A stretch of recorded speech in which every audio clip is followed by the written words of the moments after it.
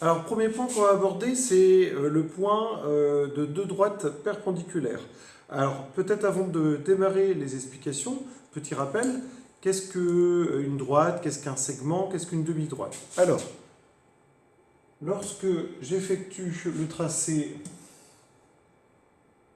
voilà, d'une ligne ici, cette ligne, ce tracé, ici, n'a pas d'extrémité. Quand il n'a pas d'extrémité, c'est ce qu'on appelle une droite.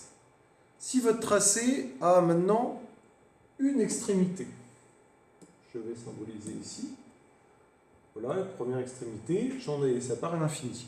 Donc là, c'est ce qu'on appelle une demi-droite. Et enfin, lorsque j'ai deux extrémités, là, dans ce cas-là, on parle d'un segment. Donc ici, vous voyez, il n'y a pas d'extrémité pour chacune de ces deux lignes, donc c'est ce qu'on appelle deux droites.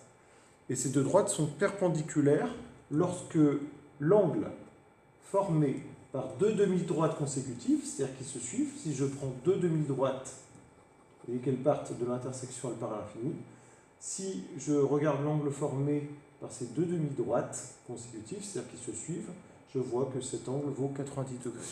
Donc, deux droites perpendiculaires sont deux droites, telles que l'angle formé par deux demi-droites consécutives vaut toujours 90 degrés, c'est-à-dire c'est toujours un angle droit. Voilà ce que sont deux droites perpendiculaires.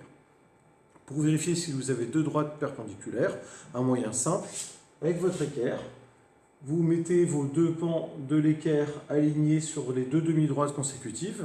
Si les pans de l'équerre sont parfaitement alignés sur les deux demi-droites, dans ce cas-là, vous avez bien perpendicularité au niveau des deux droites. Par contre, vous voyez, s'il y a un pan de l'équerre qui n'est pas aligné sur une des deux demi-droites, dans ce cas-là, les droites ne sont pas perpendiculaires.